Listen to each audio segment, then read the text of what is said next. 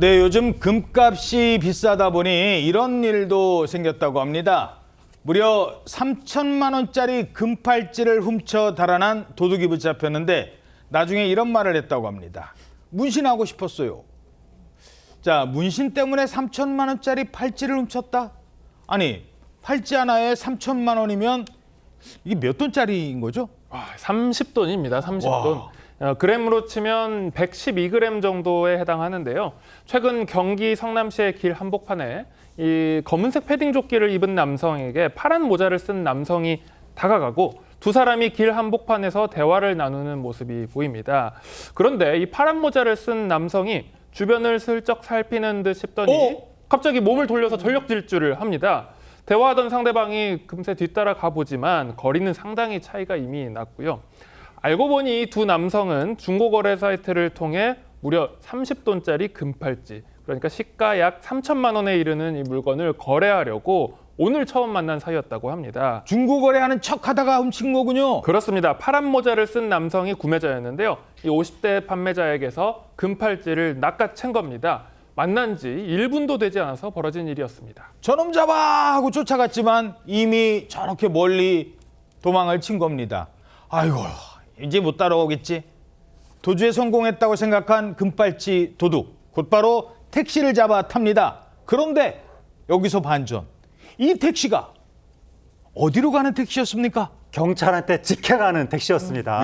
이게 어떻게 된 거냐면 이제 택시가 피해자를 이렇게 따돌리고 성남에서 택시 타고 20km 정도 달린 거예요. 예, 저 절도범이. 그래서 서울시 중랑구의 상봉역 인근에서 내렸거든요. 예. 내리자마자 기다리고 있는 거는 경찰관들이었던 겁니다. 아니, 내렸는데 경찰이 어떻게 알고 기다렸어요? 그러니까 이게 어떻게 된 거냐면 경찰이 처음에 신고받고 출동해서 CCTV 조회를 해가지고 택시를 딱 특정을 한 겁니다. 아, 저 택시 탔구나. 그렇습니다. 그래서 택시 기사분한테 연락을 한 거예요. 오. 근데 택시 기사분이 아마 그 도둑에 눈치채지 못하게 연기를 잘했던 것 같습니다. 아, 경찰이 저는 통하는 거 아닌 것처럼 얘기를 했군요. 그래서 나 지금 손님 태우고 뭐 상봉역 가 이런 식으로 마치 지인하고 얘기하는 듯이 반말로? 네, 그렇게 한번 얘기를 했던 것 같습니다. 오. 그래서 이 도둑은 전혀 눈치를 채지 못하고 태평하게 택시 타고 갔다가 딱 내리자마자 대기하고 그때 경찰한테 붙잡힌 겁니다. 이야, 택시기사님 정말 대단하지 않습니까?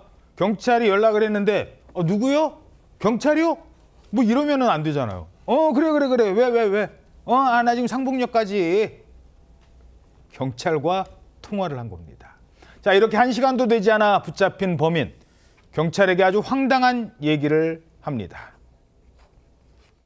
문신하고 싶어서 돈이 필요하니까 빚이 있고 그랬다고 얘기하네요.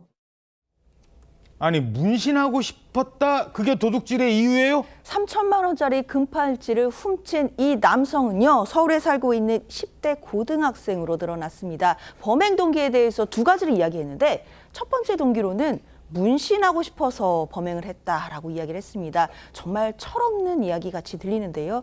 또 한 가지 이유는 빚이 있다라고 이야기를 했다는데 사실 10대 학생에게 왜 빚이 있는지도 조금 의아하기는 합니다. 그렇기 때문에 일단 본인 주장에 따르면 지인에게 돈을 빌렸다라는 것인데 경찰로서는 정말로 빚이 있는 것인지 그리고 이 빚이 있다라고 한다면 얼마나 빌렸는지 왜 빌렸는지 이런 부분들도 조사를 해야 될 것으로 보입니다. 자, 근데 저 장면 저거 처음 해본 그런 장면 같지 않아 보입니다. 경찰 조사 결과 새로운 사실이 드러납니다.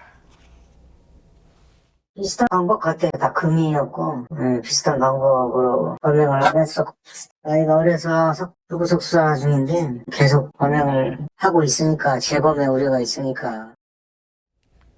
추가 범행이 최근 한 달 동안에만 금 비싼 요즘 2번이나 더 있었다고 합니다. 결국 경찰이 아주 이례적으로 고등학생이지만 구속영장을 청구할 예정이라고 합니다. 야, 요즘 뭐 금값 비싸다 보니까 금을 노린 이런 범행들이 잇따르고 있다고 하던데 얼마 전에 저희들이 전해드렸었는데 금을 누가 훔쳤어요. 근데 딱 봐도 훔친 것 같아요. 이건 강도예요. 근데 모르는 척하고 샀다. 어떻게 됐을까요? 장무림에도 훔친 금 사준 사람들, 그런 사람들이 있었다고요? 그렇습니다. 지난달 40대 남성이 경기도 부천의 한 금은방에서요. 50대 여성 업주를 살해하고 달아나면서 무려 2천만 원 상당의 귀금속을 훔친 겁니다. 경찰이 112 신고 접수 약 4시간 만에 서울 종로구의 한 길거리에서 이 범인 김 씨를 발견해서 다행히 검거를 했는데 당시 김 씨가 일대 금은방을 돌면서 훔친 귀금속 일부를 벌써 판매한 상태였다는 겁니다. 그리고 최근에 경찰이 이 작물을 매입한 종로구 금은방 소재 업주 3명을 입건을 했습니다. 업주들이면 알 거 아닙니까, 대충은. 원래 이 귀금속 판매업자, 매매업자들은요, 이 법률상 이게 작물인지 아닌지 귀금속을 살 때 특별히 주의 의무를 기울이도록 되어 있습니다. 아하. 인적 사항도 확인을 해야 되고요. 특히 이렇게 빨리 훔친 물건을 현금화하려는 사람들은 시세보다 저렴하게 파는 경우가 많거든요. 그렇지. 그래서 그런 시세보다 저렴하게 파는 경우에는 더욱더 주의를 기울여서 이 뭐 실명 확인 같은 것들을 해야 될 법률상 의무가 있고요.